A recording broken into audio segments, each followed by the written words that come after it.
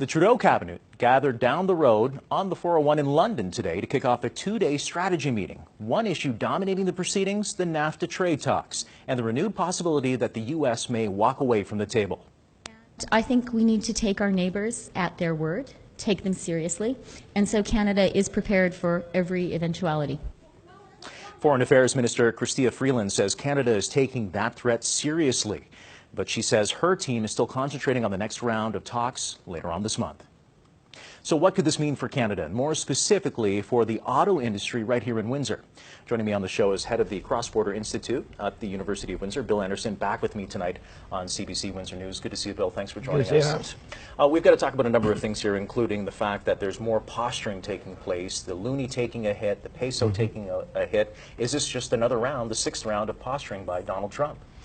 Well, I think, I think what invoking this this ability to leave the table gives him is more pressure. So it's a way of putting more pressure on the other two partners to get them to negotiate, in his mind, to get them to come around to his way of thinking.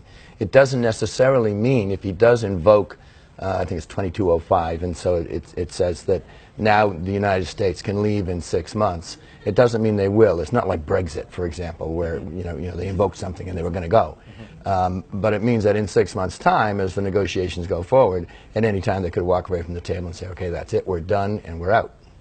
Long term, what would that spell for this area? What does that spell if Trump pulls the plug on NAFTA for Canada as a whole? Well, I think it would be very bad for Canada as a whole. It would be especially bad for this region here because we're so closely integrated into the U.S. economy. It's not just because of the level of the tariffs, but also it's just the fact that NAFTA sort of defines the rules of the road. It defines the structure of the visas, the people that work across the river, the forms that are used for customs administration, as all these auto parts go back and forth. A lot of that is defined by NAFTA rules. So there'd be a tremendous adjustment period that would go on. And if there is a renegotiation and some of the new rules that the United States is proposing are accepted, then there's going to have to be an adjustment of supply chains to accommodate them as well. So there's a lot of uncertainty right now. It's funny you should say that, uncertainty. I was at a local manufacturing plant earlier today on behalf of CBC Windsor, talking to some of the workers, talking to the owner, and the owner says, my sector is doing well, my counterparts in the United States are doing well, my counterparts in Mexico are doing well. So if that manufacturing sector is doing well, then why even talk about leaving the table when it comes to NAFTA?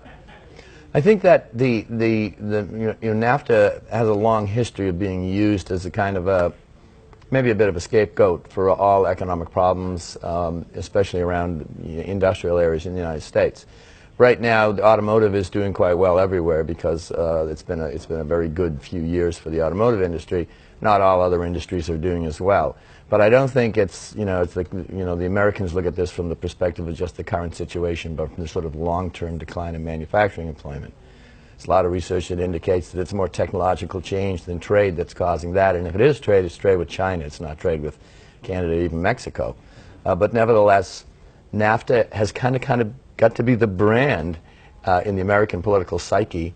It's the word that represents free trade and a threat to manufacturing jobs. Very quickly here, Bill, because I have to throw this in. At what point does Canada start to push back against this and maybe even circumvent the United States and work directly with Mexico?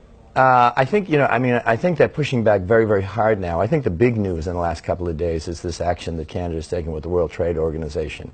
It's a very, very challenging action against the way the United States does anti-dumping and countervailing duties. And this is a complicated area, but it's the type of thing that comes up with the softwood lumber dispute, with the Bombardier dispute.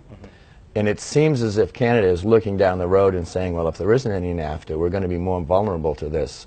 And so we need to start thinking about, can we work through the WTO to try to limit the U.S. ability to impose these very punitive tariffs. And they're not just doing it, this is Canada and the United States, they're involving a lot of other countries. It really looks like they're asking a lot of other countries to come in on this complaint. It's not called a plaint, it's called a request for consultation, but it is a complaint, and they would like about 25 other countries to come in with them. So they're definitely not making life easy for Mr. Lighthizer and other people in the United States right now. So it's a pretty cheeky move. It's not appreciated by the U.S. negotiators right now, but it is showing a desire to kind of get tough on the Canadian side. Thank you for your insight, as always. Okay, thank you. We appreciate it. Bill Anderson from the University of Windsor Cross Border Institute.